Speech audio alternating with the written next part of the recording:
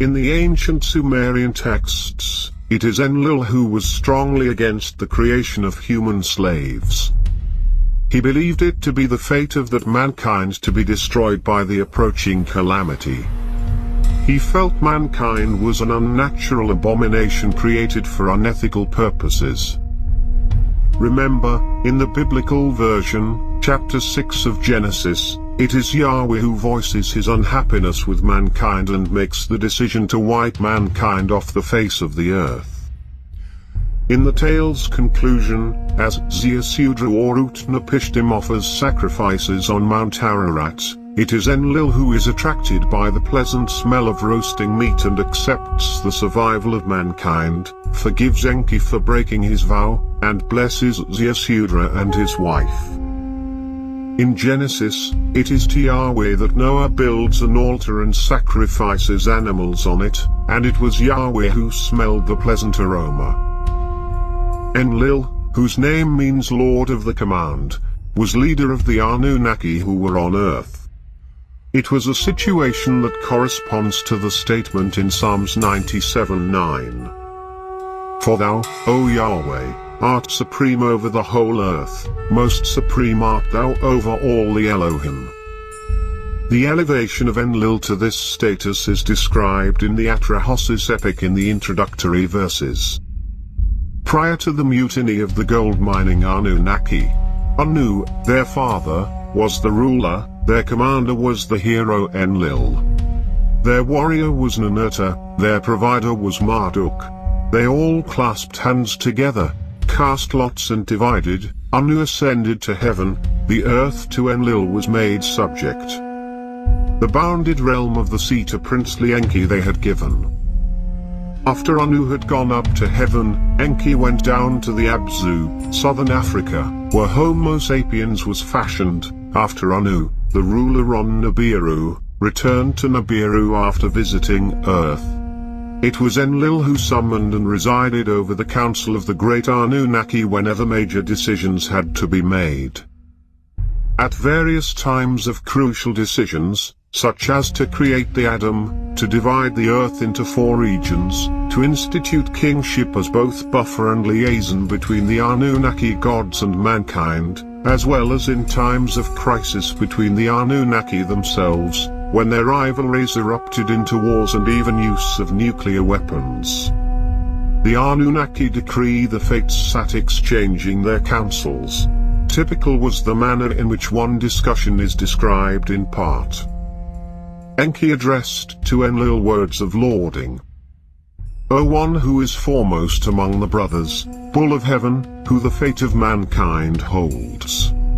But Enlil would always turn to each member of the council to let him or her have a say. The monotheistic Bible lapses several times into describing Yahweh in like manner, chairing an assembly of lesser deities, usually called sons of gods.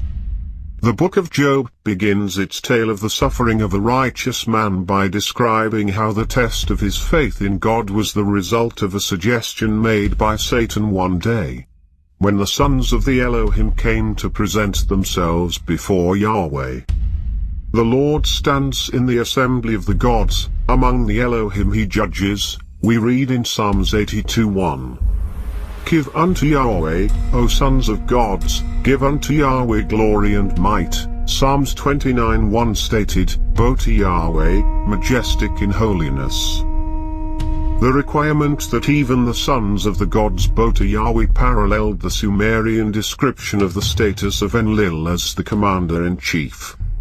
The Anunnaki humble themselves before him, the Agigi bow down willingly before him. They stand by faithfully for the instructions. It is an image of Enlil that matches the exaltation in the Song of Miriam after the miraculous crossing of the Sea of Reeds. Who is like thee among the gods, Yahweh? Who is like the mighty in holiness, awesome in praises, the maker of miracles? From Exodus 15:11. As far as personal characters were concerned, Enki, the fashioner of mankind who created humans to be slaves, was hedonistic and morally lax, as he delighted in promiscuity and merrymaking. Enlil was righteous, upstanding, and ethically uncompromising, unhesitant to mete out punishments when punishments was due. He viewed adversely the intermarriage between Nephilim and the daughters of man.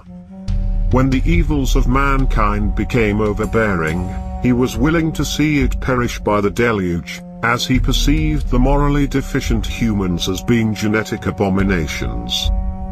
His strictness with other Anunnaki, even his own offspring, was illustrated when his son Nana, the moon god Sin, lamented the imminent desolation of his city Ur by the deathly nuclear cloud wafting from the Sinai.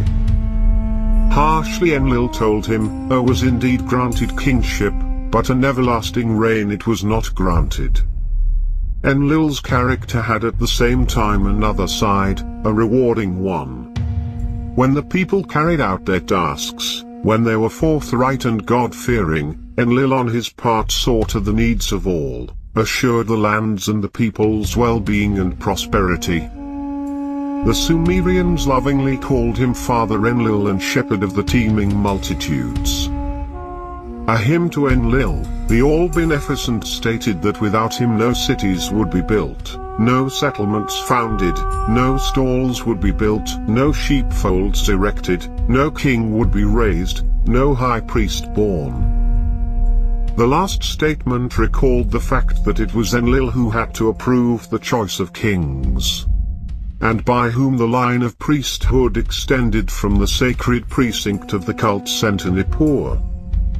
These two characteristics of Enlil, strictness and punishment for transgressions, benevolence and protection when merited, are like how Yahweh has been pictured in the Bible. Yahweh can bless and Yahweh can accuse, the book of Deuteronomy explicitly states. If the divine commandments shall be followed, the people and their offspring shall be blessed, their crops shall be plentiful, their livestock shall multiply, their enemies shall be defeated, they shall be successful in whatever trade they choose. But if they forsake Yahweh and his commandments, their homes and their fields shall be accursed and shall suffer afflictions, losses, deprivations, and famines. Yahweh thy Elohim is a merciful God, Deuteronomy 4:31 stated, he is a vengeful God, the same Deuteronomy stated a chapter later. It was Yahweh who determined who shall be the priests, it was he who stated the rules for kingship and made clear that it will be he who chooses the king, as indeed was the case centuries after the Exodus, beginning with the selection of Saul and David. In all that, Yahweh and Enlil emulated each other. Significant, too, for such a comparison was the importance of the numbers 7 and 50. They are not physiologically obvious numbers, because we do not have 7 fingers on a hand, nor does their combination fit natural. The week of 7 days approximates the length of a lunar month when multiplied by 4, but where does the 4 come from? Yet the Bible introduced the count of 7, and the sanctity of the 7th day as the sacred Sabbath, from the very beginning of divine activity. The accusation of Cain was to last through 7 times 7 generations. Jericho was to be circled 7 times so that its walls would fall down. Many of the priestly rites were required to be repeated 7 times, or to last 7 days. Of a more lasting commandment, the New Year festival was deliberately shifted from the first month Nisan to the 7th month Tishrei, and the principal holidays were to last 7 days. The number 50 was the principal numerical feature in the construction and equipping of the Ark of the Covenant and the Tabernacle, and an important element in the future temple envisioned by Ezekiel. It was a calendrical count of days in priestly rites. Abraham persuaded the Lord to spare Sodom if 50 just men would be found there. More important, a major social and economic concept of a jubilee year in which slaves would be set free, real property would revert to its sellers and so on, was instituted.